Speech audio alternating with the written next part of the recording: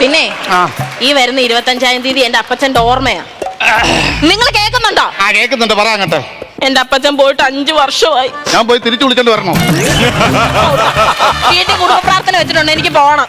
നീ പോന്നെങ്കിൽ പോകും. എനിക്ക് റെഡിമെയ്ഡ് അപ്പം ഗ്രീൻ പീസ് കറിയും തിന്നാൻ. ഓ അതെങ്ങനെ?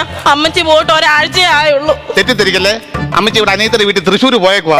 ഈ 90 വയസ്സുള്ള അമ്മച്ചി തൃശ്ശൂർ പോയിട്ട് വലിയ കാര്യമുണ്ടോ ഈ കാലത്ത്? അതെ, പ്രായമായെന്ന് പറഞ്ഞ മനുഷ്യന്റെ ആഗ്രഹം ഒന്നും മാറ്റി വെക്കാൻ പറ്റത്തില്ല. വടക്കനാഥന്റെ മണ്ണിൽ പോയി തൃശ്ശൂർ പൂരം കാണണമെന്ന് എന്റെ അമ്മച്ചിക്ക് ഭയങ്കര ആഗ്രഹമായിരുന്നല്ലോ, അതുകൊണ്ടാ പോയത്. നിന്റെ അമ്മച്ചി തൃശ്ശൂർ പൂരം കാണാൻ പോകുന്നത് കൊള്ളാം.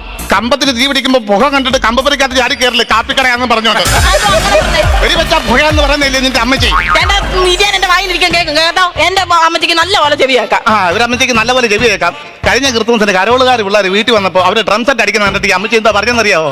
ആ വലിയ ചരിവ് കഴിഞ്ഞ് ആ പിള്ളേരെ അമ്മച്ചി കഴുകി തരാമെന്ന്. ചെവി കേൾക്കുന്ന ആളാണ്. ഈ ചെവി കൂടെ നോക്കിയാൽ അപ്പുറത്തെ ചെവി കൂടെ കുട്ടനാട് കാണാം ഇവരുടെ